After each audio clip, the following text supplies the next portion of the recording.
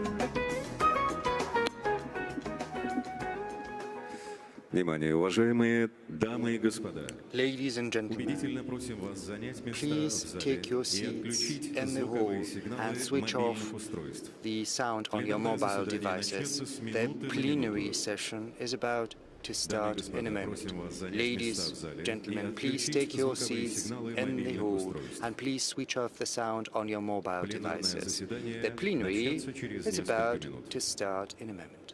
Thank you.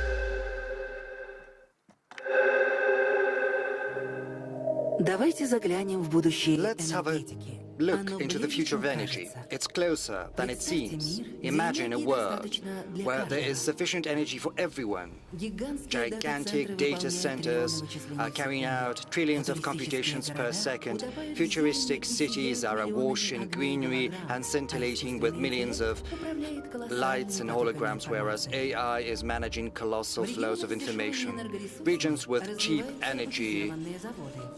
There are fully automated plants, high-tech facilities producing innovative transport and smart electronics. All productions are tied into one single network with digital infrastructure, whereas the control systems are coordinating the flow of goods and supplies across the world in real time. Underlying all of that is energy. With each step forward, humanity needs more of it.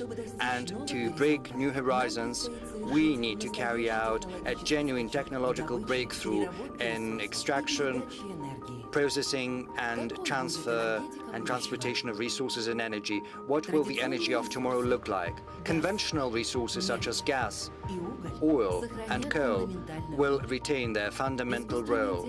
AI will bring control systems together, linking not just sectors, but whole countries.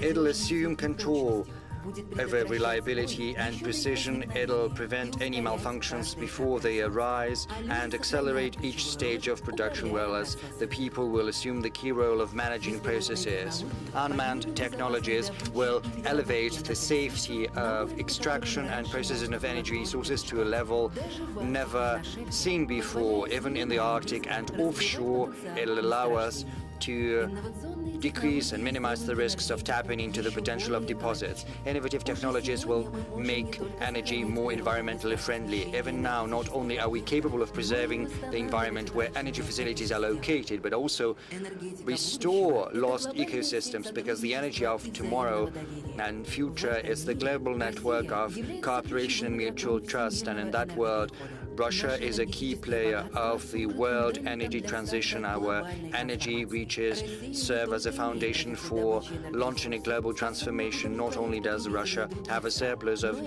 energy resources which is capable of satisfying the needs of countries, it is also open to signing agreements and joining efforts together with global partners. Only by working together we'll be able to achieve more. Transformation is already afoot, and it'll continue into tomorrow. Our shared future and a common goal can bring us together. The Russian Energy Week. Together, we shall achieve more.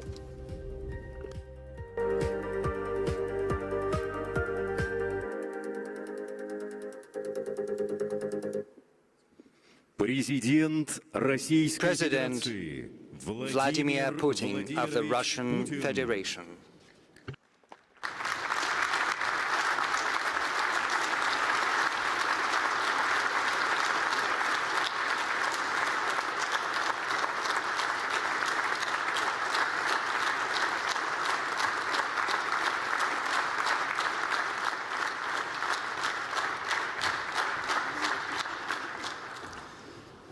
Добрый день, Good уважаемые дамы и afternoon, господа, дорогие distinguished ladies, gentlemen, приветствую всех вас friends. на I welcome 8-м all of you международном at the форуме 8th International Forum, «Российская the энергетическая Russian неделя». Energy Week. Вы здесь уже между собой общаетесь. You are already having a discussion amongst yourselves, and you have a chance to familiarize yourselves with the positions of one another.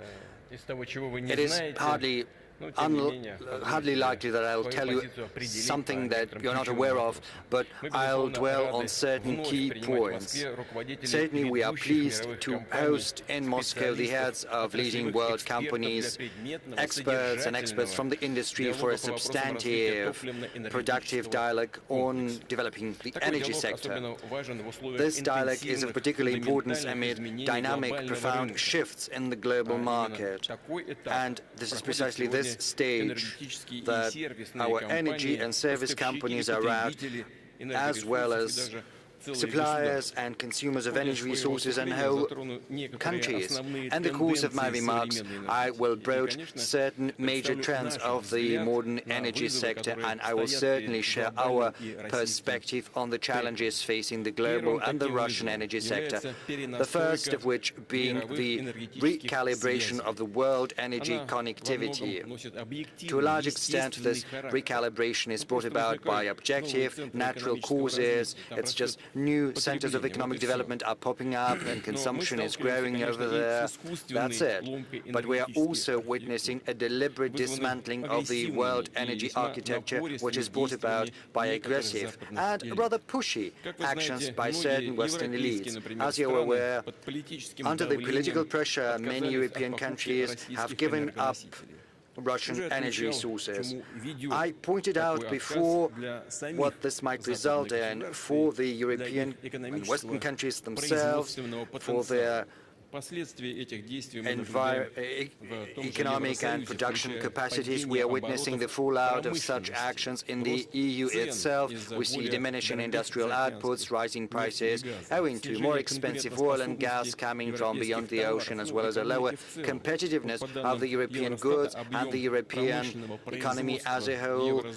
According to Eurostat, the industrial output in the Eurozone in July this year is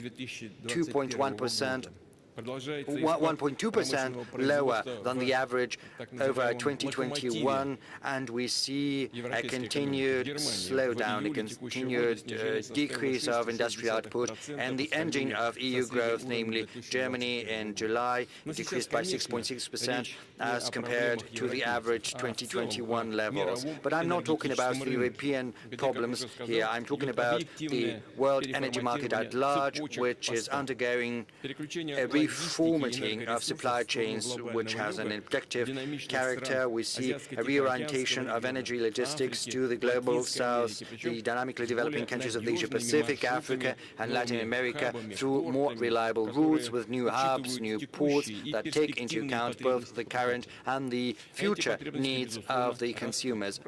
And these needs are growing year in, year out, just as the world economy is growing.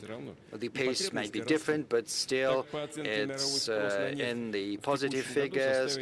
The world oil demand this year is estimated to stand at 105 million barrels per day. That is 1 million more than last year. The main factors driving the growing consumption include the active development of petrochemistry. It's growing at a pace higher than the GDP growth on average, and the transportation, because even though there are plans to give up internal combustion engines, still these plans are deferred, and for many years to come, cars using petrol are still going to be in use. Yes, there are electric engines, but still you need to get electricity because it does not magically appear in the plug in the socket. You still need oil or coal or something else to produce this power, this electricity. Russia still retains the position of one of the leading oil producers, despite the malafide competition mechanisms used against us. We account for about 10% of the world oil production. This year we will have produced 510 million tons, which is 1% lower than last year, but I would like to draw attention to the fact that we are doing that in conformity with the OPEC Plus agreements. That is a voluntary cut. The Russian oil sector is working sustainably. It's preparing plans for the future. Our companies not only reliably supply our internal market through developing the processing of oil, but in the light of difficult external environments, they're also showing flexibility. They've managed to foster new channels for supplies and payments. And in the past, the export of our oil and oil products mostly was oriented towards one single consumer, namely the EU, but right now the geographic range has expanded significantly. As I pointed out before, Russia is continuing its cooperation as part of OPEC Plus, based on our mutual interests, our partners, and we are performing our obligations with a view to rebalancing the world oil market, but this is being done not just for the sake of the producer, but also for the sake of the customer. And the results are already evident. We see the volume of supply in the market as well as the current prices. These parameters fit both the needs of the consumers and the producers. It helps launch investment projects and also creates an environment to ensure predictability in the global economy, and predictability in the world market is probably one of the most important achievements we can boast of. As far as the world gas market is concerned, in that particular regard, the supply chains are shifting as well, and the reasons are objective. We see a steady increase in gas consumption in the Asia-Pacific and the Middle East and in Latin America, whereas in Europe, the gas demand is still at levels lower than 2019 because their industrial output is decreasing, so they don't need as much as they used to. It's as simple as that. So it might seem that the fact that certain European countries have given up Russian gas, the blow-up of Nord Streams, would have severed us from conventional markets and dealt a blow to an important part of our energy sector. And indeed, we have to admit, at first our gas exports decreased somewhat, only to bounce back and start growing. It has not fully recovered, but the direction is evident. The move by the EU has only accelerated the shift in our priorities in favor of more promising, reliable clients. Countries know their interests and they act rationally based on those interests. Our gas companies provide these markets with reliable supplies, just as we have already and always done that in all of other directions and contracts. Together with our partners, we're working to expand the export potential of the Russian gas sector, and I'm not just referring to pipeline gas, but also to LNG supplies. At the same time, we are increasing our internal consumption of gas, which is of the utmost importance, in particular, and gas-based chemistry. There are facilities being built in the Volga region in Siberia, in the Russian Far East. We are also providing better supplies of gas to our settlements and cities. Over the last 5 years, we have built more than 100,000 kilometers of gas distribution networks, thereby propelling our level of gasification to almost 75%, and this level will only grow. To be more precise, the gasification level stands at 74.7% since 2019. It has grown by 6.1 percentage points. We're also continuing with the social gasification program of the last 4 years. Almost 1 million households have got access to pipeline gas, and we expect the number to grow by another 2 million in future. 1,393,000 plots have been connected to the gas distribution networks. 988,000. Almost 989 connections has been performed. And I would also like to point out that Russia has unique sources of gas. We retain a high level of production, but we have to work on this resource base and we have to replenish it, including through tight gas. At the beginning of this year, I've instructed the government to draft a special program for the hub of our gas sector, Yamal-Nenetsky Autonomous District. I would like to ask the colleagues to do that within the time frame defined and to launch this program as soon as possible. A couple of words about the coal sector. Despite negative forecasts by certain experts, coal still holds a significant share in the world energy mix. But there are clear regional distinctions we can observe. Whilst Western markets are decreasing their coal demand, Asian countries are, on the contrary, increasing the consumption of coal. But of course, it all boils down to economic efficiency of coal-based generation. But given the global economic center of gravity shift towards the Asia-Pacific, we can expect the coal market to remain important, significant for decades to come, just as any market, it can be cyclical, and right now coal producers are facing lower prices. But amid these conditions, we are supporting our companies and their staff. We are also helping them with the restructuring of their loans. I would like to ask the government to keep following this situation and help the businesses recalibrate support measures, but the coal industry itself should raise its competitiveness as well as efficiency. Distinguished colleagues, the second major global trend is the growing role of power generation. In the next 25 years, electricity generation is expected to double, and 85% of additional demand is going to come outside the so-called developed economies and the countries of the global south, to be more precise. Russian power grid is one of the largest in the world. Our generation facilities has a total installed capacity at almost 270 gigawatts. This tremendous complex is working reliably and without malfunctions. At the same time, we see certain local deficit of electricity, primarily in the regions where major industrial, transportation and logistic projects are underway. We need to cover this gap through development of power grids, updating generation equipment and commissioning new power stations. I'd like to highlight the costs of energy companies should not be automatically transferred into tariffs to be shouldered by consumers. We need more agile solutions, including regulation novelties, managing demand for electricity, and mechanism of investment support in the fuel and energy sector. I expect that the government will provide us with proposals in this regard that we'll discuss during a separate meeting in the nearest future. I'd like to remind you about tasks to develop the retail market of electricity. Its conditions and tariff rate should be aligned both with the generation companies and consumers, households, organizations, and enterprises. I'd like to ask the government to prepare as soon as possible the draft concept of development of competitive retail markets of electricity and capacity. I'd like to repeat it yet again.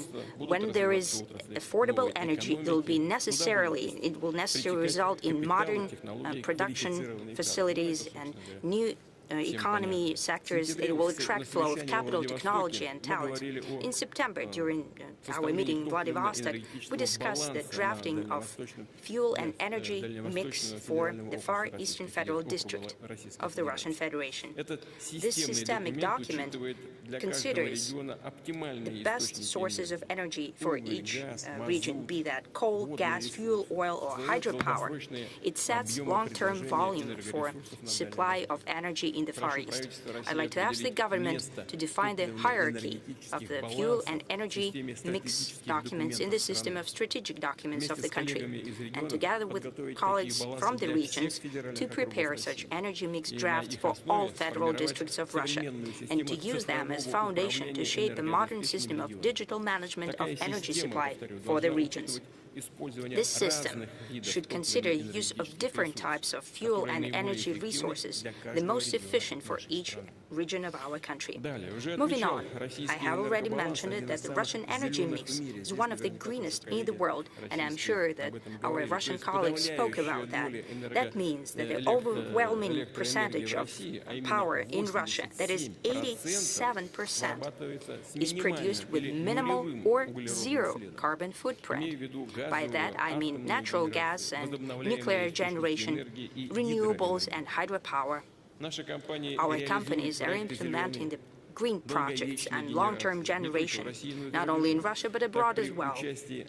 For example, Russian scientists, engineers and managers have implemented more than 400 projects in hydropower in 55 countries of the world.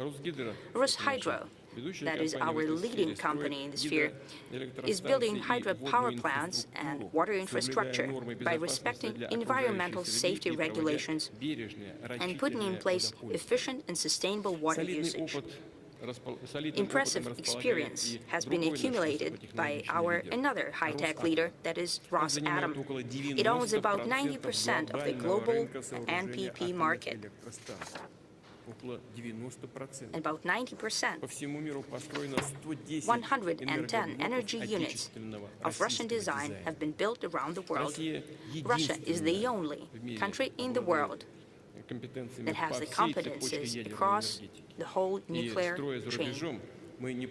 And by building abroad, we are not just erecting facilities, but together with our partners, we are creating the future of the energy sector and related sectors of the country. We are shaping a solid national talent pool, scientific and technological foundation for development of whole countries. That is our method when we are building NPPs in Egypt, Bangladesh, and Turkey. And we intend to deepen our cooperation in nuclear power with Global South countries and within BRICS.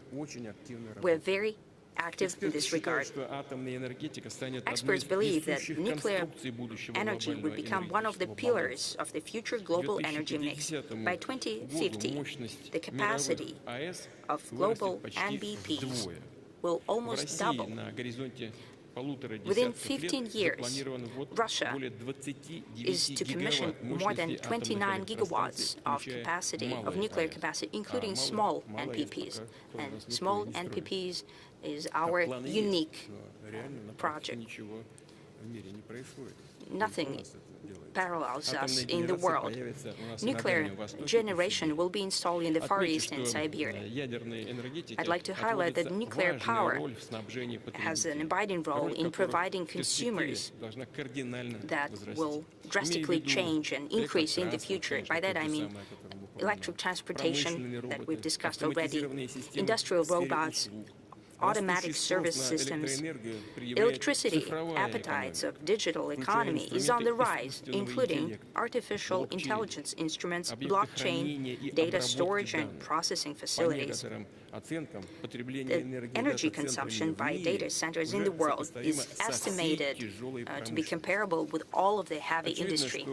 It is apparent that the dimensions that I have just mentioned are powerful development factors. They largely define the global competitive advantage of the countries, the efficiency of national economies, and the quality of life of people. And that means that our plans for development of Russian fuel and energy sector should keep these trends in mind, and we try to do that. And I suggest that we supply digital economy and data centers specifically through local generation, power plants where resources are used, that the specialists are called locked-in resources. That means that it's expensive to transport and it's too far away. Therefore, it's more efficient to use them in situ, that is, in place where they're produced. I'd like to ask the government to work on proposals to set such a model and to work on the use of advanced clean coal generation to provide for the needs of digital infrastructure, data centers and processing centers and so on. Such facilities situated in the immediate vicinity of our coal-producing regions means modern jobs and diversification of local economy. Friends, moving on to the third feature of the modern energy sector, or rather the challenge that is facing the actors on this global market. By that I mean technological sovereignty of oil, gas and other energy supplying countries. And I'm sure that you've spoken about that as well during your conference. We've seen how the Western elites overnight refused to service the equipment in Russia for the fuel sector. They officially declared that will not deliver on their commitments. They have proven yet again that they are unreliable partners and that their actions are directly tied with the political situation. And sometimes this political situation is being used for unsavory competition. We'll see that the commercial companies were forced to do that under the pressure from their ruling elites. Still, it's a cold, hard fact that the Western technologies and equipment for the fuels and energy sector could become unavailable at any moment for geopolitical reasons.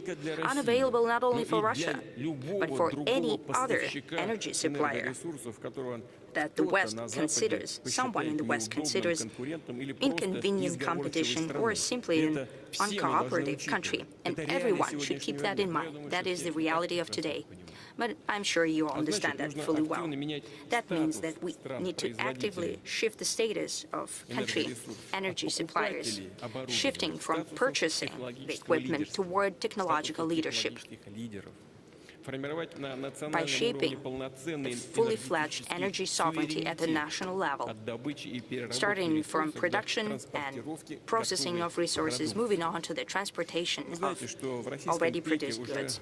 You know that Russian energy sector has already deployed the process of achieving technological leadership. In essence, that's a powerful engine of the whole Russian industry and science. Our authorities, energy companies, enterprises, and research institutions are working together, discussing these issues and agreeing on specific steps. Actually, it is here, on the margins of the Energy Week, the Coordination Council on Import Substitution in oil and gas sector has taken place. You know, what's happening here? I have been talking to our companies.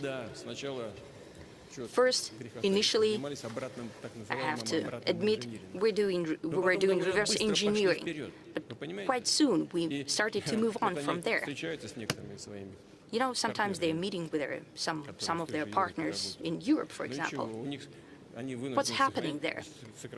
They have to cut down on their personnel, and our market was one of the main markets, where they used to send their high-tech products. They had to abandon our market, meaning that their production becomes cost-ineffective. They have to cut down on their personnel. They're losing their technologies. In turn, our specialists are developing technologies, and they're becoming technological leaders, because we can produce homegrown technologies at a cost-effective level. And we're starting to get partners from around the world that are purchasing this equipment from Russian companies now. They used to buy it in Europe. That was yesterday, but today they're buying from Russia. So what did they do? So simply, like in that anecdote, someone buys a ticket just to spite the train driver and does not get on that train later. That is the reality of today.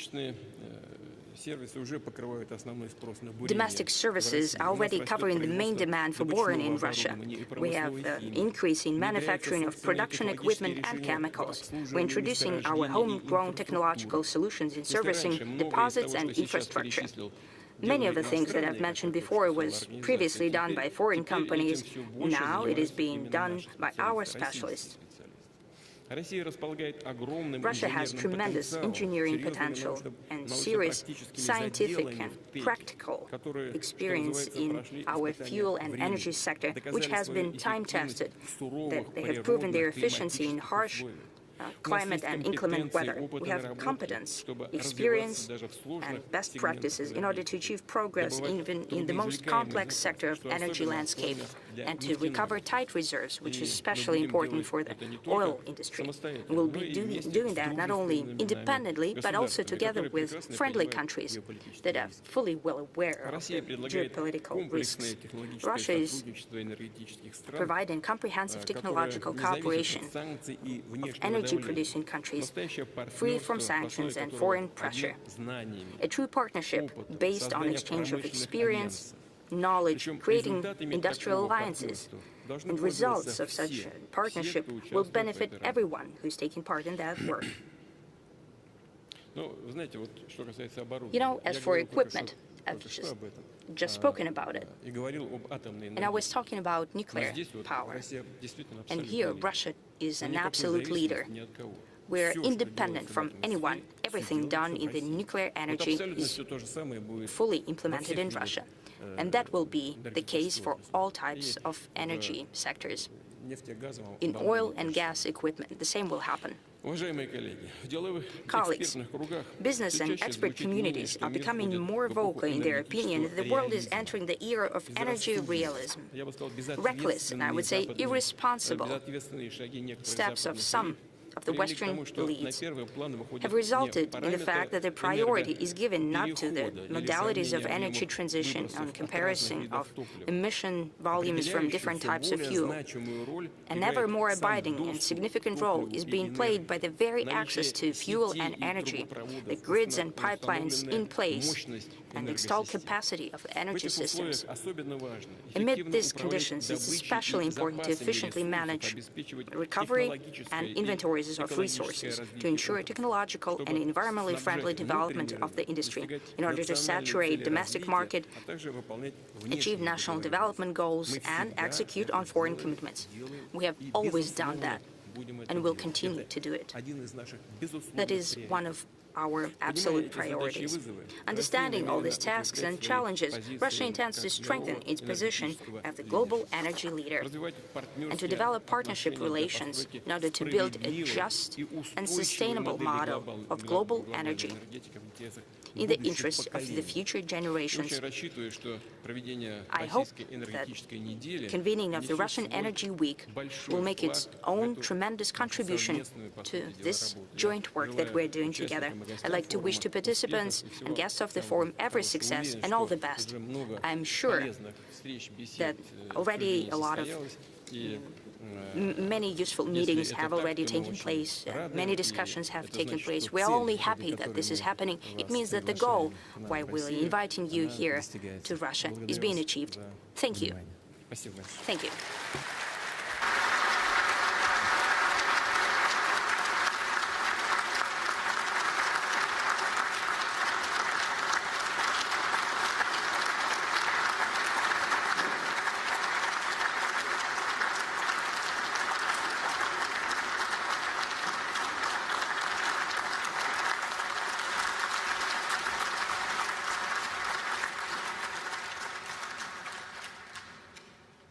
Thank you very much, President Putin. Good afternoon, dear colleagues. It is my pleasure to welcome you here at the plenary session of the Russian Energy Week.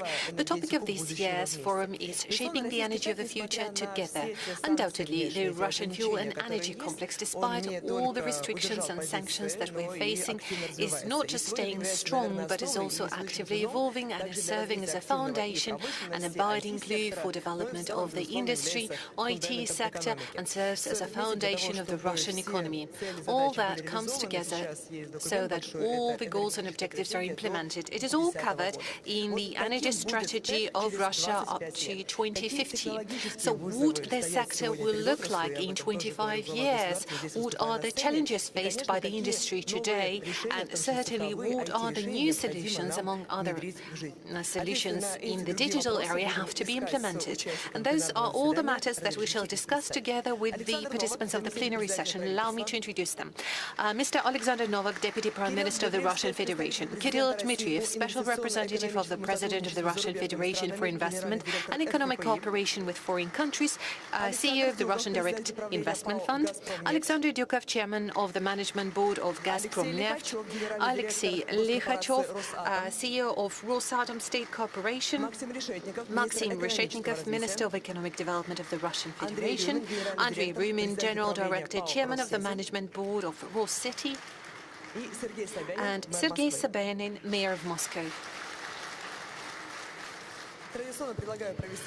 Traditionally, I suggest we organize this plenary session in a format of a discussion. Alexander, let's start with you. We've already touched on this strategy 2050, and President Putin addressed the challenges faced by the industry today.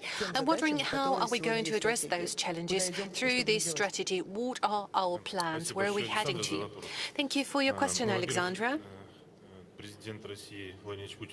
First of all, President Putin clearly identified both the challenges that the world energy sector is facing today and the goals and objectives that Russia has in terms of development of the energy sector to boost its competitiveness and sustainability. It was very clearly stated there is a need to focus on strengthening our technological sovereignty. We need to develop our own technologies through implementation of, among others, digital technologies. We are talking about global transformation and reshuffle of energy ties due to objective reasons highlighted by the President and some subjective reasons, primarily due to the sanction pressure that has been gaining particular importance on the global energy over the last years. President Putin also touched on the matters of growing demand on the energy resources, an increasing role of energy consumption and electric energy as a particular part of the energy mix. And of course, he focused on the matters of international partnership, since today, world global energy sector is primarily all about close ties between key countries, global energy companies, and only through cooperation can we develop global energy. As for the Russian strategy adopted at the beginning of this year all the way until 2050, this is the guiding strategic document defining development of the energy sector for the nearest 25 years. I'd like to remind you that the previous strategy was adopted in 2020 to cover 15 years all the way until 2035. And certainly over the past years, we have seen dramatic changes happening to the world's global energy sector. We are aware of the new challenges emerging, and we have to find responses to them.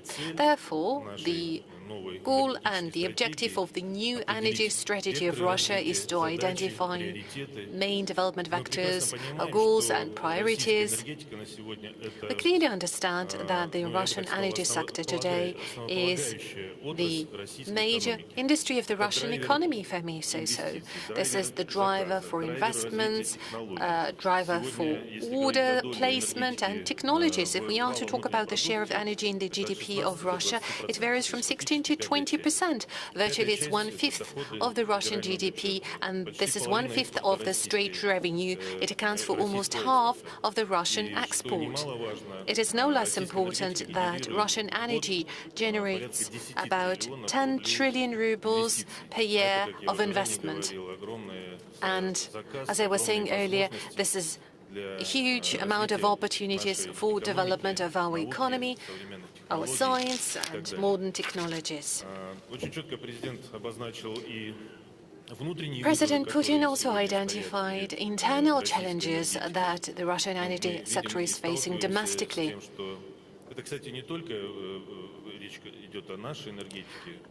And those are the challenges applied not just to the Russian energy sector, in fact. This is depletion of the reserves or development of hard-to-recover reservoirs, working offshore, the necessity to develop infrastructure, the development of new transport and logistic chains. Those are challenges equally faced by all other countries, and in our energy strategy, we are finding answers to those questions. Two main priorities in the energy strategy are the following.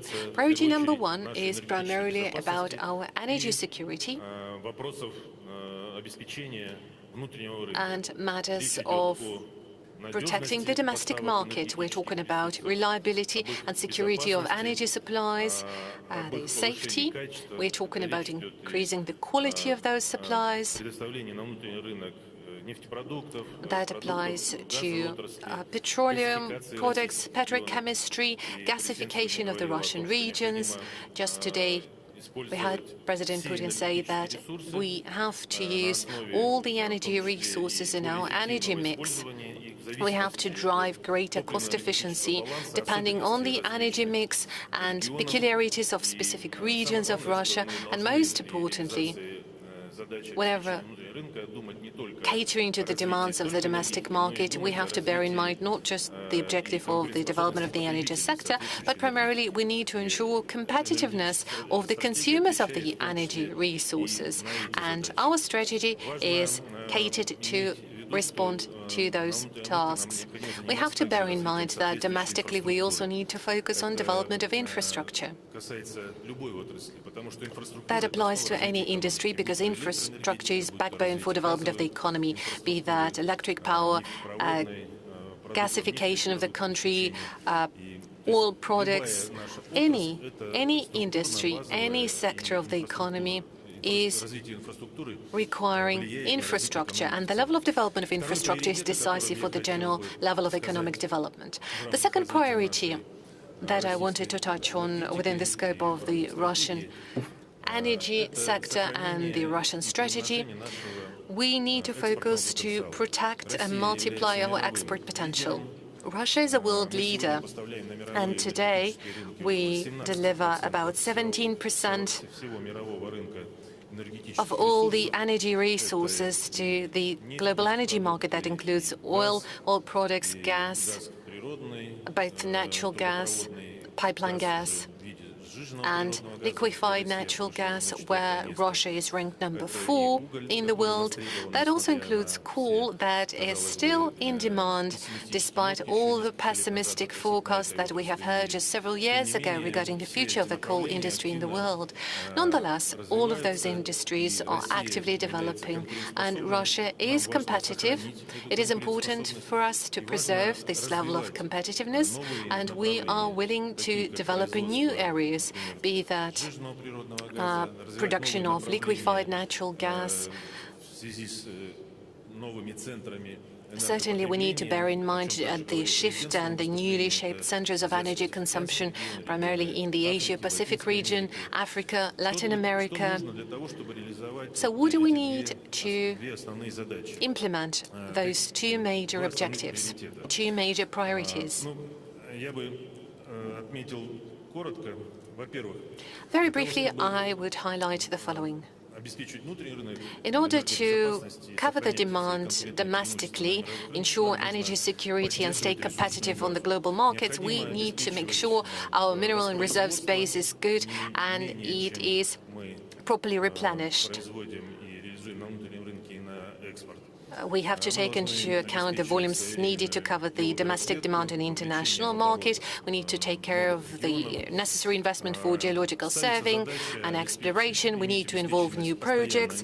We need to make sure that there are sufficient reserves of oil to cover 50 years, 70 years for gas, and no less than 100 years for coal. Although the energy strategy for 2050 is actively covering all those numbers. The second area that the President mentioned is technological development, and there are two aspects to that. Until 2027, we are to ensure technological sovereignty of our country, and we have to achieve the import substitution level of no less than 90% in different industries and sectors. The critically important equipment and technologies are identified. That applies both to oil and gas industries, all along the value creation chain, starting from geological surveying to drilling, operation, processing, sales and transportation. President Putin mentioned Coordinating Council. It does play a very important role. Together with the energy company, we conduct extensive work in terms of import substitution. I'm convinced that this work will be completed in due manner. And on the second stage, we need to focus not just on technological sovereignty, but also technological leadership. Starting from 2028 onwards, within this strategy, we need to focus on the objectives of technological development. They have to be competitive globally. As an example, we could cite nuclear industry that is actively developing in Russia. I'm sure Mr. Likhachov is going to talk about it in detail. So by technological leadership, we mean we have to be competitive globally, and Russia has to be able to find its niche or protect the niche it occupies today. It applies to all the industries, be that oil and gas, electric power, coal industry. Another important area, two more areas that I'd like to highlight that are covered by the energy strategy. Well, we expect to dramatically increase the energy efficiency of the industry. We have huge potential there, and that applies not just to the energy sector alone. Generally, in the Russian economy, we have big potential. By 2050, we want to increase energy efficiency by 40%. That would mean higher competitiveness, reduction of production costs, and ensuring our future development using modern technologies, implementation of robotization technologies, AI, digital technologies. All of that was also covered by the President. And finally, one more area that I touched on, the fourth one, is about development of modern digital platforms in the energy sector. Our country is already working on that, and I believe we have covered about 40% of our potential in doing so, and the goal is to make sure that by 2030 we have complete digitalization of the energy sector. We want to have a proper, full-fledged digital model of the energy sector of Russia that would apply to automation, robotization, and implementation of modern digital twins. Those are the digital platforms to be used very actively. That would increase our efficiency and ensure sustainability for the energy sector. That is necessary to implement all the goals set to us in the energy strategy. Coming to conclusions, I wanted to highlight once again that our goal,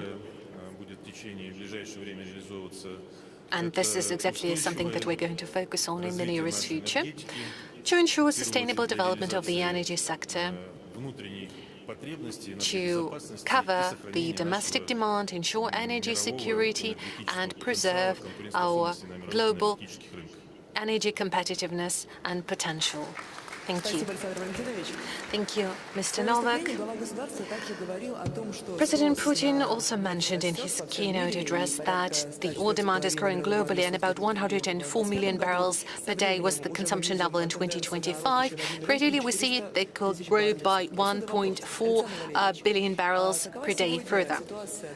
So, what is the situation on the global energy market today, and what is the role played by Russia there today? Well, if we are to talk about the oil demand globally, we definitely see that demand is growing. I'm sure it will continue growing beyond 2030 horizon. It was mentioned by President Putin today, and this is a consolidated view shared by the industry community. I'm primarily talking about oil industry. Major growth drivers, as it was mentioned earlier, would be growing demand from the countries of the global south. That would be growing demand from the petrochemical sector. Aerospace and aviation would be one of the drivers for growing demand. Maybe some of you have forgotten, but in 2020, a number of experts were saying with all the confidence that the peak demand for oil has happened in 2019, and afterwards we are all to face diminishing demand. And after COVID pandemic in 2020, we see a stably growing demand for oil, and now it has considerably exceeded indicators of 2019. A number of companies, the so-called oil majors, that have taken a decision a while ago to considerably reduce their investments in development of new oil fields and oil production, are now revising their strategies once again, refocusing on oil back from the renewable energy sources.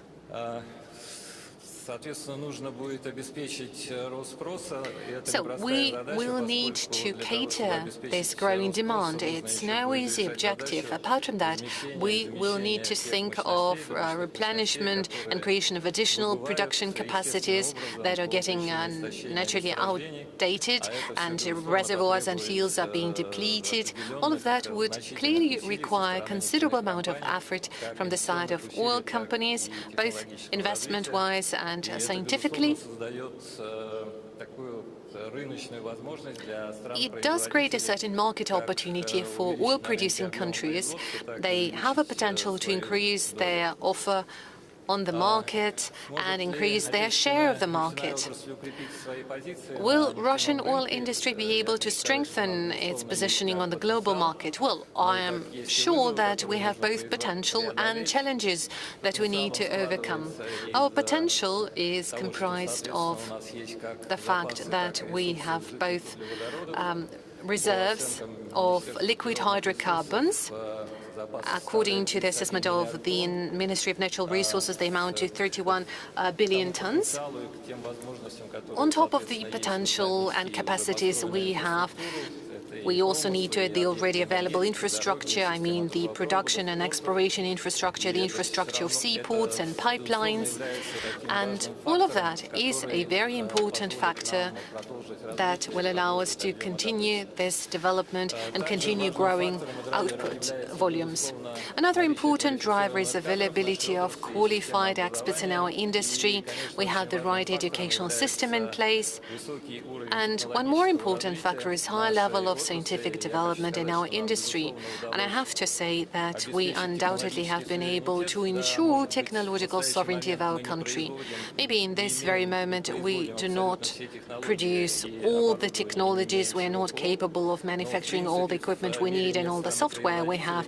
But generally speaking, there is no single producing country in the world that would be able to do everything on their own.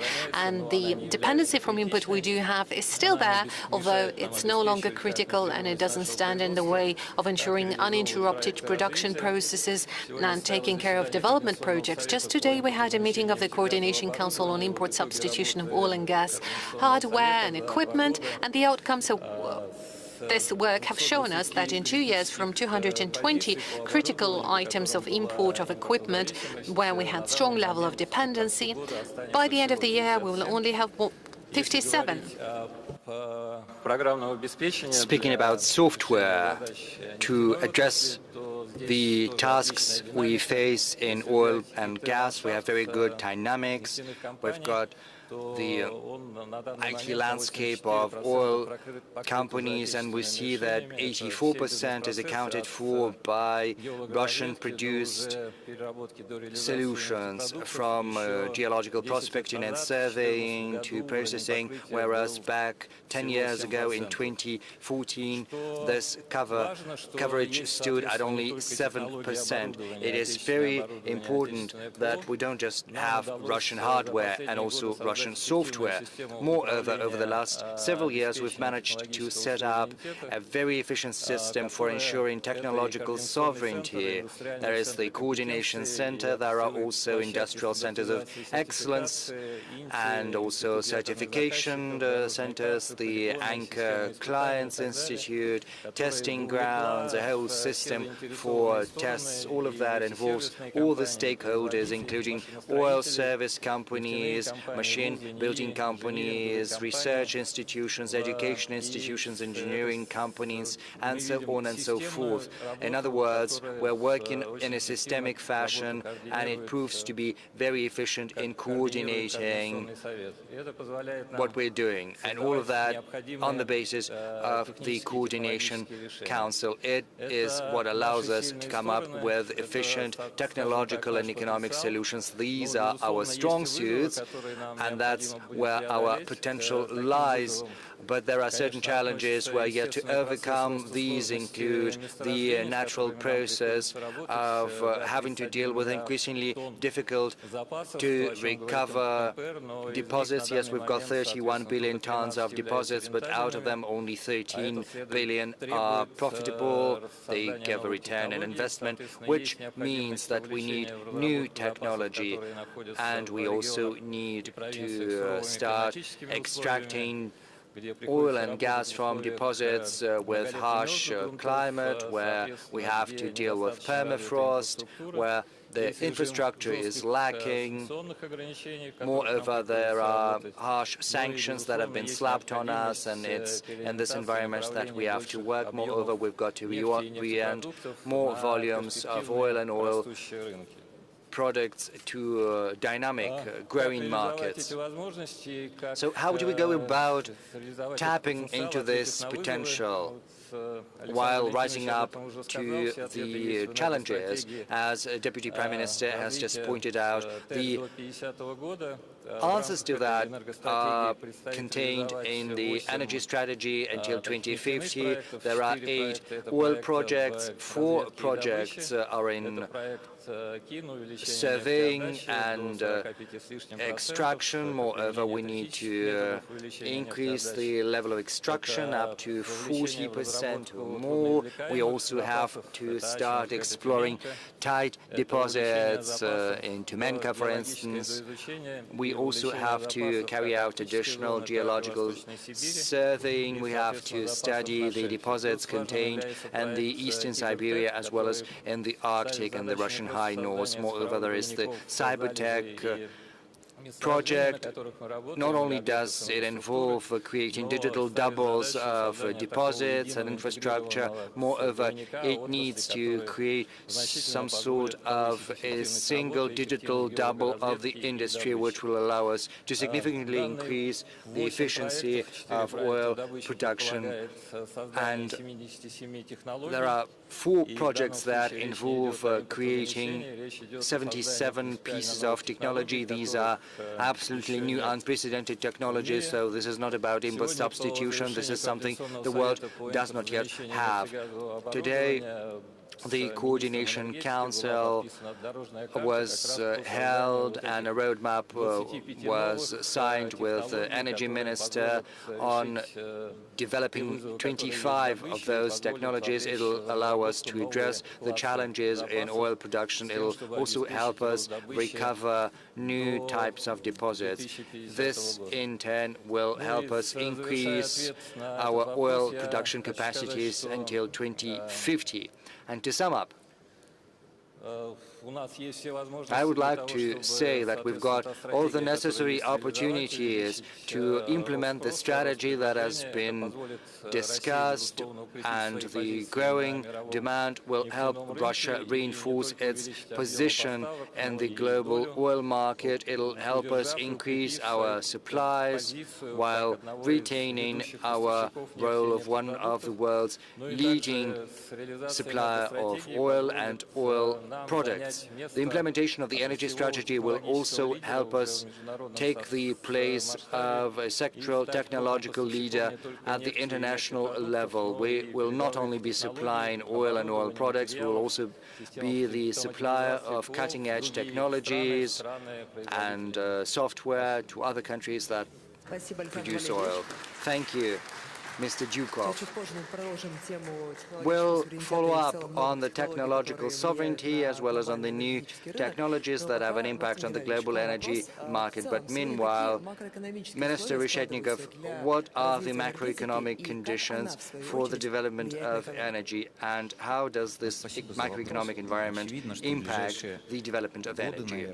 Thank you for this question. I think in the next several years to come, we will have to work in a more difficult environment, and I'm not just talking about the interest rates, not just about the current level of interest rates and the dynamics. The thing is, over the last 3 years, many companies have reconverted their debt, which in the past was to be cheap and from foreign sources. Right now, it has been converted into domestic debt in rubles and with high interest rates. So the debt burden has significantly increased. Moreover, our labor is very expensive, and we will be running into shortage of labor resources. That is why we'll have to raise the efficiency, and these labor costs will only continue to grow, which will create certain pressure. Moreover, there are certain external conditions. First, there is a stronger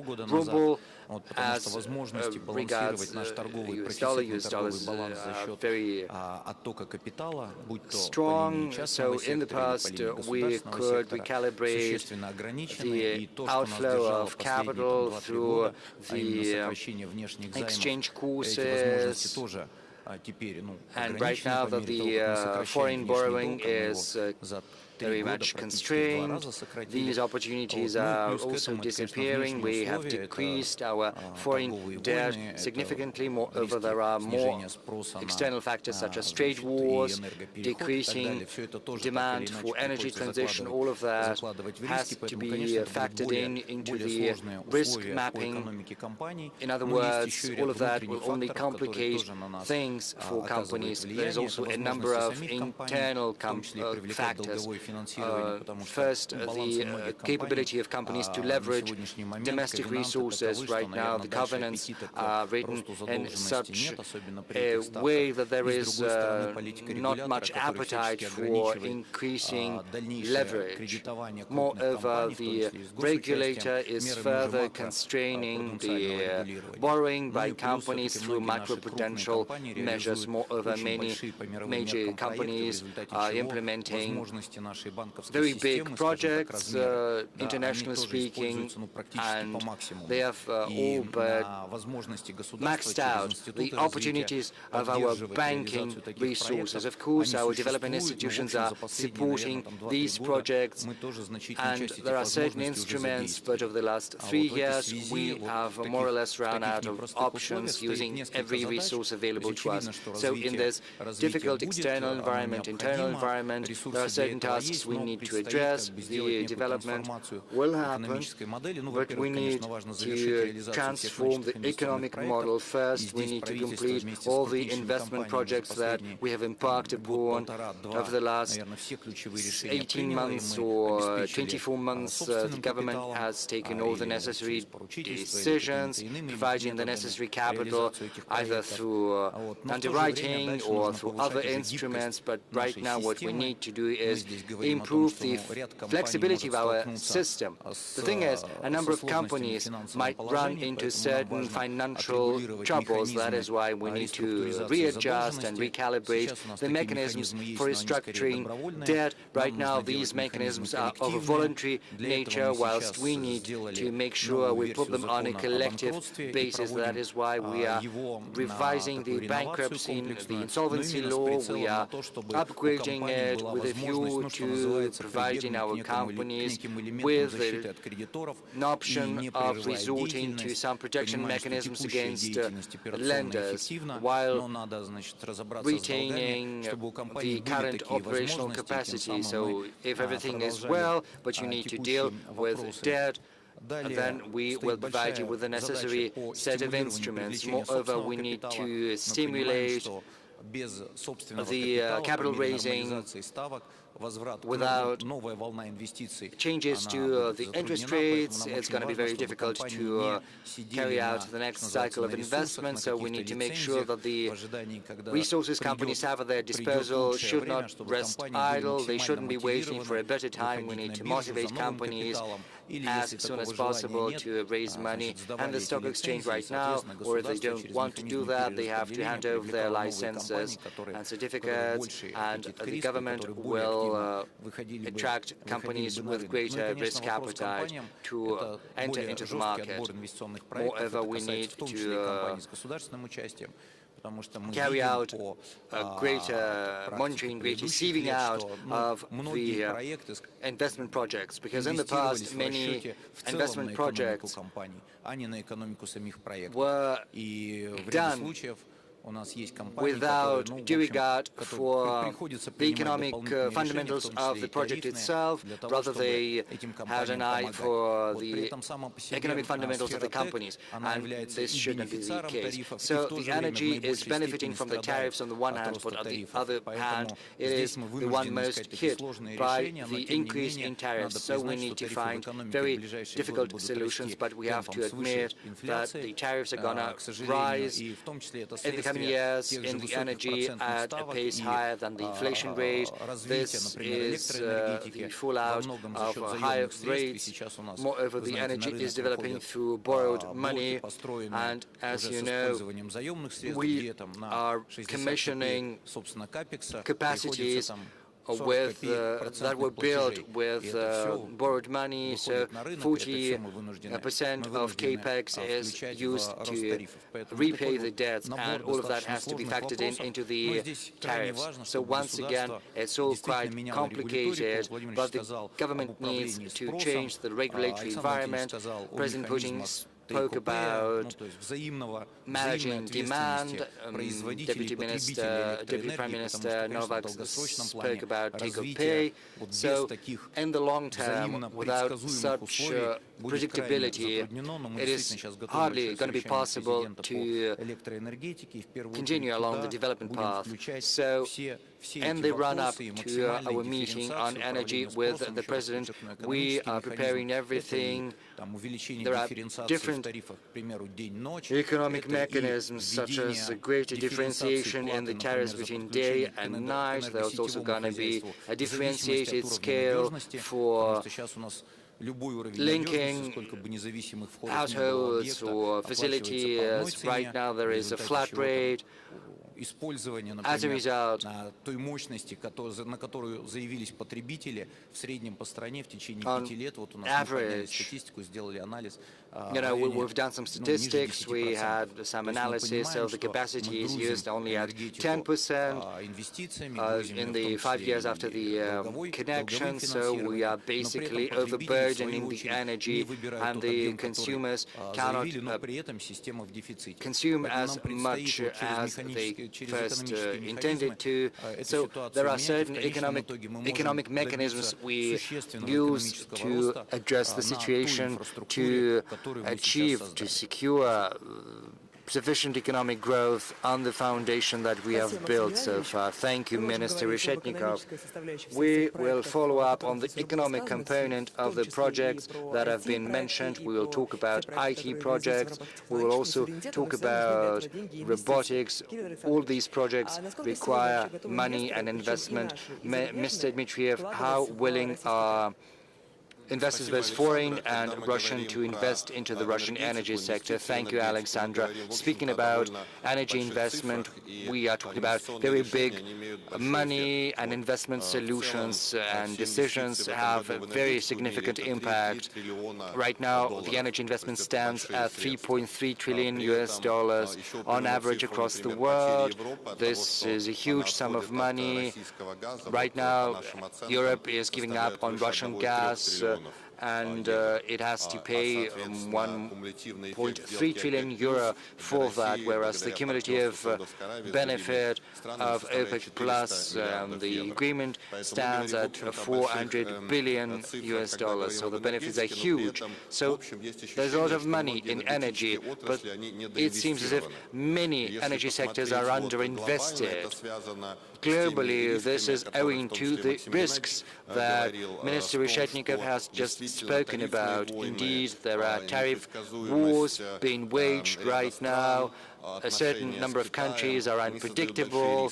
Also, there are relations with China. All of that is fraught with risks. We see that the shale revolution in the U.S. has happened as it were, but given the current level of prices, no one is going to invest into shale gas in the U.S. Investors are in search of reliability and predictability, and from that standpoint, Russia offers huge opportunities because first, we have very good macroeconomic fundamentals, even though the interest rate is too high. That is true. Everyone is talking about that, and this high interest rates prevent Russian companies from investing into the projects that are essential to the Russian energy security. But on the whole, the macroeconomic environment is stable. There are investment instruments available, such as concessions, and we see certain priorities that generate the greatest interest. The President has spoken about technological projects and technological sovereignty, and there are investors, including from the Middle East, who are interested in shared technological solutions they can also use in order to supplant Western technologies. There is lab advanced technology that is working with Gazprom Oil and a number of other companies that are of interest to a very wide range of foreign investors. And of course, there is also the necessity to provide AI with requisite energy, and we can provide power at lower rates to data centers. So in the long term, this might be our competitive edge, advantage. So, doing that with the government support to establish local data centers, that can be a very good path forward. There are other sectors to consider, energy efficiency in particular. We're all aware of that. Sergei Semyonovich is working on that. He's building a smart city which allows us to significantly increase the energy efficiency for managing a city, a settlement. We believe all of that, including some large-scale projects as the Power of Siberia, which is of strategic importance to Russia. We have to think how to fund that, including through using pension funds and also raising money, because the current instruments are not efficient. We're working with many partners from the Middle East, from Asia. They stand willing to invest into our projects. Some of the projects are still waiting for the green light for them to enter into those projects, but the interest is out there. The Russian energy is very promising because we have the necessary regulatory environment. There are huge opportunities Russia is providing the investors with. It gives them much more predictability than in many other countries elsewhere. Thank you. Thank you, Kirill. Alexei, in his statement, President Putin has identified Rosatom specifically, saying that you own 90% of the NPP market, and your country has tremendous goals of 29 gigawatts. What is the current level of technological sovereignty of Russia in the nuclear energy? Are we prepared to share these best solutions with the friendly countries, naturally? Thank you for this question. Alexandra, it is clear that President Putin responded to this question in his statement, but you can clarify. Yes, I'd like to expand on that issue. I'd like to say a few words not only about nuclear, but about nuclear industry on the whole. It's important to understand, since the energy competencies and technologies are growing from the general nuclear knowledge, what can be said unambiguously that from the nuclear industry standpoint, Russian Federation is unique in its sovereignty in terms of fundamental science and applied sciences as well, in terms of research and development and practical implementation in industrial sense. No one has such a complete sovereignty and independence. Not a single other country has that. It's important to highlight that the industrial dimension, that is the state corporation Rosatom, is also has exclusive product in terms of the whole global situation. Not a single managerial framework of the world has such competences, starting with prospecting and production of uranium, starting with decommissioning and environmental projects. Naturally, that gives us tremendous advantages. We were always open towards partnerships. Naturally, we have always borrowed non-nuclear competences for parts of our projects. Foreign supply was used. However, we've learned our lesson, and we can say very frankly that both in technological aspect as well, the nuclear industry of the Russian Federation is sovereign today. How to share that and to what extent? I would like to give you a historical anecdote here, and I'm sure that many participants of this discussion can see that many TV platforms and TV channels are broadcasting nuclear industry movies. There is no need to remind us of 1945 and 1949 when the nuclear weapons were developed.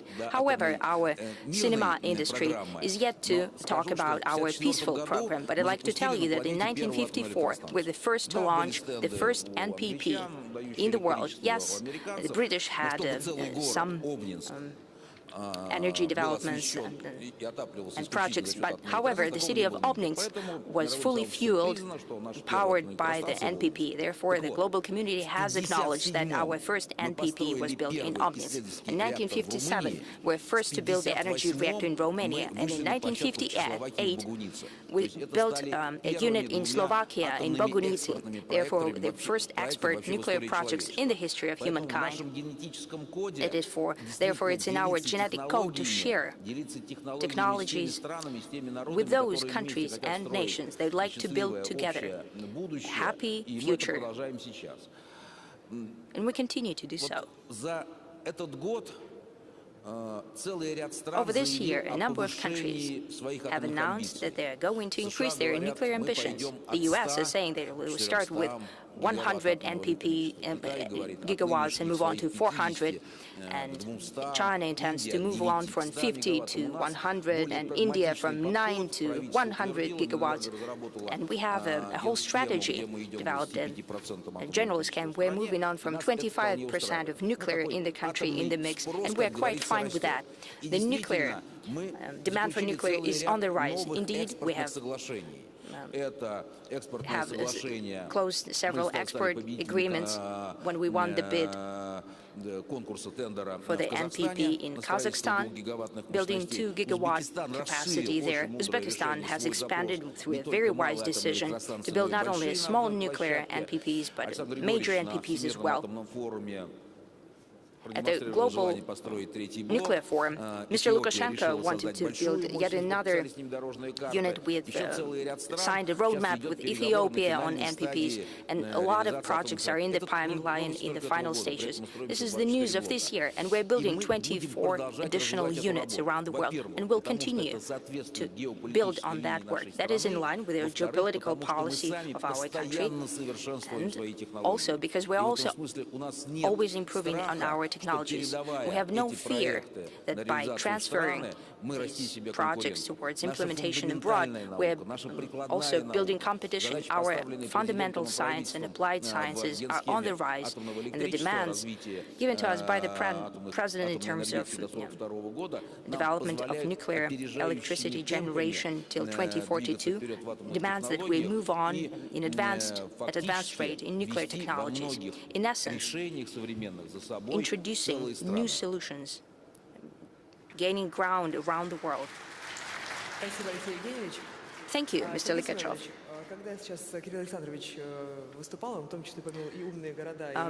Mr. Sobyanin, the example of smart city of Moscow was already mentioned here today.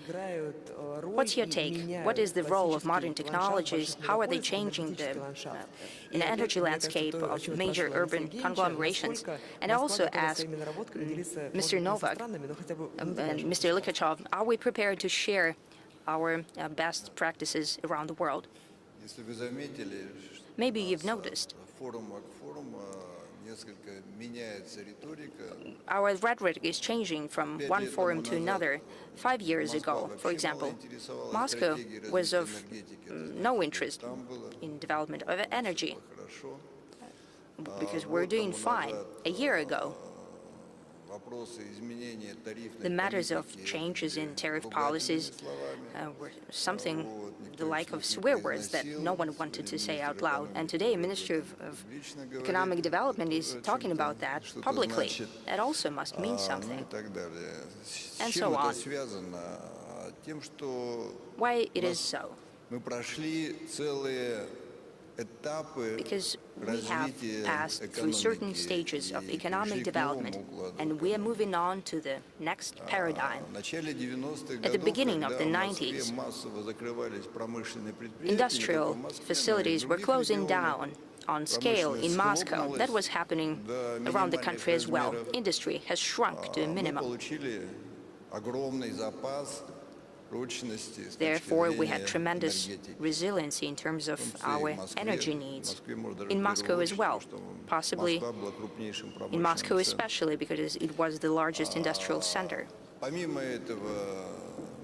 Apart from that, we've done away with Soviet abundance of everything. Everyone started to calculate the costs very specifically, including the population.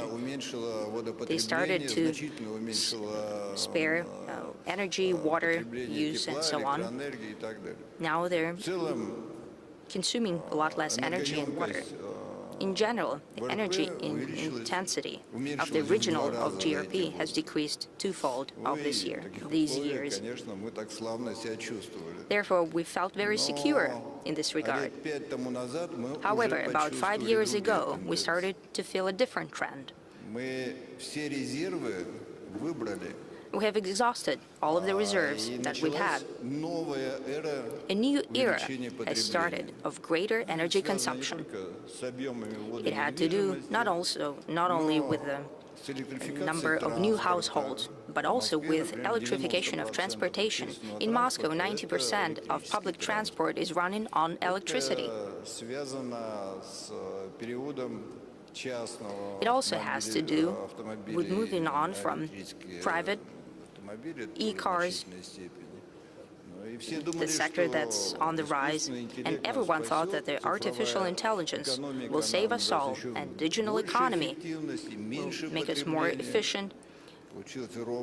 But it turns out that it was completely different, that now the digital appetites in electricity is on the rise, and today digital economy, in terms of volume, and I think it was mentioned by the President as well, will consume more than all of the heavy industry, and that's just the beginning.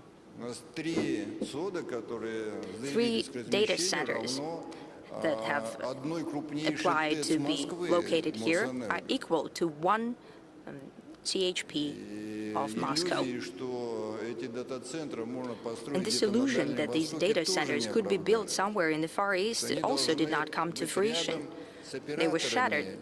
Such centers has to be close to operators of digital flows, so that the speed of the flow is not hampered and it could be managed.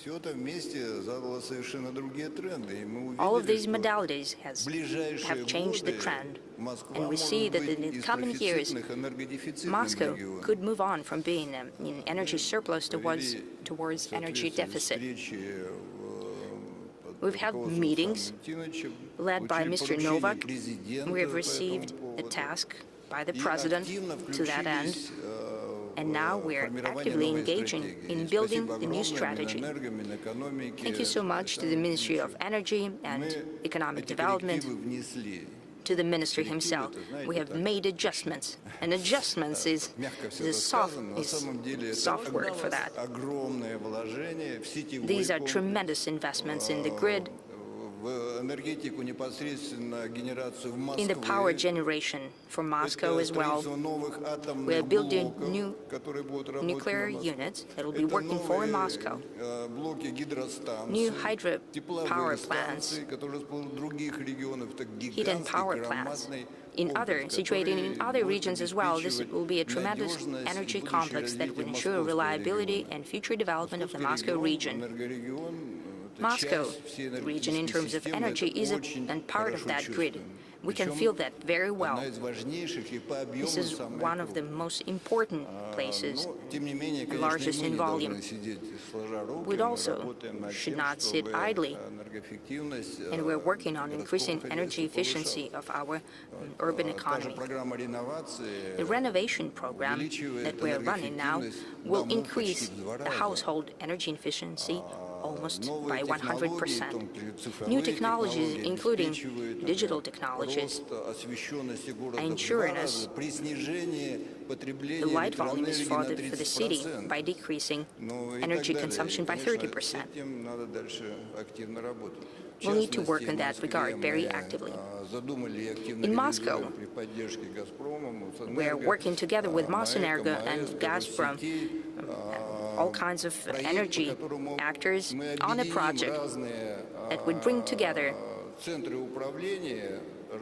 management centers, control centers, and digitalization centers into a single coherent system that will see everything, starting with the production of energy at the heat power plants, ending with the consumer. We'll see retail, the grid, houses and certain, and even up to an apartment. And such management centers will help us distribute to consumers. It will provide fair prices, timely control, automatic data collection and control of the state over this whole system. So it will be all fair and square. And this system will give us a clear picture of our power generation to the network companies and to the consumers as well. They will know what's happening. It will provide an impetus to the increase in the energy efficiency of the whole Moscow region. Thank you, Mr. Sibanin.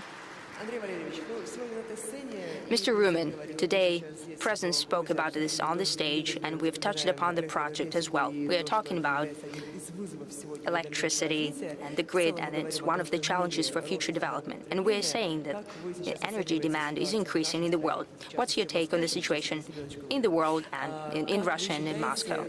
What Mr. Sibanin just mentioned. What do you think?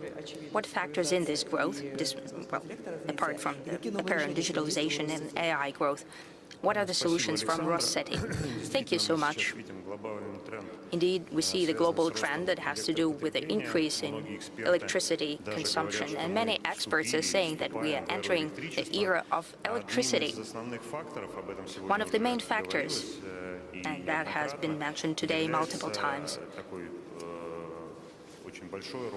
is a tremendous growth of data centers, data processing centers, and by that I mean AI, mining, and all other centers, storage, data storage, and so on.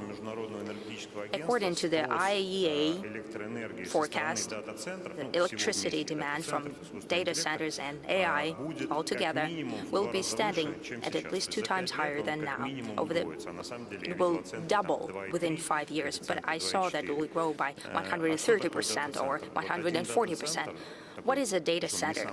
One data center, not a large one, can compare to 100,000 households. Yet another global trend is the development of big cities, digitalization of the population, and electric transportation. It has been mentioned. Talking about Russia, there are similar trends. We see all the global trends present here. However, I have to point out that this year, as of today, over the 9 months of this year, energy consumption of Russia due to economic and climate factors has slowed down somewhat. We see the same figures as in 2024. However, if we take an average of the past several years, 2022, 23, and 24, energy consumption has grown by more than 3% per year, and that's quite a lot. The main driver behind this growth is quite a greater number of household appliances and gadgets. Air conditioning systems. Air conditioning systems is actually a global trend for growing energy appetite. I think it's ranked number 3 or number 4 as energy factors. Many regions are experiencing summer consumption peaks that exceed the winter peaks, as it used to be before. A lot of houses are put online, and we see that high rises is a major factor in greater energy consumption. Due to certain urban norms and so on, everything is running on electricity, without gas, air conditioning, elevators, water mains, and so on. I'd like to talk about data centers some more. Right now, the energy is exceeding 1 gigawatt from the grid for the data centers. As for current applications in Rosseti that we are receiving, we're about 80% of Russian transmission. As of now, more than 1.5 gigawatts of capacity is that applications that we're running for digital electric transportation. And I can only repeat what Mr. Sibanin has mentioned. It is one of the drivers of Moscow energy consumption growth. Over the past 15 years, we see that subway is growing. More than 120 subway stations have been commissioned. Water transportation, electric buses. As an example, 3 billion kilowatt per hour are needed to power at a normal function of electric transportation in Moscow. It can compare to consumption of energy by 1 million people. As for figures, when we talk about Moscow, we have about 8,000 of new consumers connected daily in Moscow. These are major houses, logistic parks, industrial facilities, infrastructure for electric transportation, and many more. Yet another example, that the consumption growth, or rather what we're providing about 800 megawatt of capacity for new consumers in Moscow. It can compare it to energy consumption of a whole region, such as Kaliningrad region, just to give you a scale of what's the growth of our capital is annually. Thank you, Mr. Rumin. While this is an energy forum, therefore our plenary session is rather vibrant and energetic. Mr. Novak, maybe some final remarks? Yes, thank you so much. I wanted to thank all the participants of the forum and all the speakers of the plenary session. Based on what we have heard today, I guess we could conclude that we clearly know what we have to do. And it was mentioned by all the speakers what is our current assessment, what is the projection for development of the energy sector in Russia and globally. We have very certain challenges that we are aware of. We have our goals and objectives. We have a roadmap in place. We have clear plans for each stream. We have a good understanding of the current macroeconomic situation, including a good understanding of all the difficulties that was mentioned by the Minister of Economic Development, be that the key policy rate or the debt level that we have. We know what to do, and I guess the major takeaway is that we need to make sure all those goals become a reality. All the goals set to us by the President have to be achieved, and we know that this is closely related with implementation of the national goals set by the President to 2030 and 2036. So I guess apart from implementation of those goals, we need to remain vigilant. The situation is constantly changing. Just today we've been discussing the changes that have happened over the last 5 years. Just over the last year we have got to learn the phenomenon of trade wars. They never happened before. We see all kinds of trade fees implementing by various countries, creating hurdles that is going to inevitably impact global trade relations and logistic chains. So we have to remain vigilant. We have to see what is going to happen to the global energy mix, how the technologies are going to evolve in all of those areas. We need to closely monitor how demand is going to fluctuate, and I'm sure we're going to witness very rapid introduction of new technologies. In 2 or 3 years, the environment will change completely in terms of digital technologies and AI. It is growing exponentially, and it's no coincidence that the mayor of Moscow mentioned the 90s and the way Moscow looked like back then. Well, Mr. Sobyanin, I'm sure in 2 or 3 years we will see what kind of dramatic changes to the global energy has happened over the last few years. I also wanted to draw your attention to the fact that we have representatives of the federal authorities with us, representatives of the government of the Russian Federation, CEOs of the largest energy majors. The mayor of Moscow is with us today, Sergei Sobyanin, the mayor of one of the largest megacities in the world, and I have to say definitely the most beautiful and rapidly evolving megacity in the world, also one that is truly energy effective. We do not just hear it, we see it, we witness it every single day.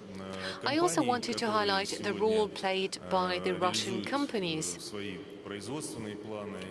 implementing their production plans, That also applies to the gas sector. Gazprom is taking care of the domestic demand, but it is also very active in terms of exports. That's Novak, taking care of the LNG strategy. Our oil companies, all majors, be that Rosneft, Gazprom Neft, Tatneft, Surgutneftegas, those are key players that shape and define the energy policy. They interact with the industry, science and education. This is a multifaceted system, and it goes far beyond the energy sector per se. It is indeed penetrating in all aspects of our economy. And in conclusion, I wanted to say that the Russian Energy Week is an international forum. The Russian Energy Week is where we talk about Russian energy sector and economy, and we certainly also focus on the international cooperation. President Putin mentioned that in his speech as well.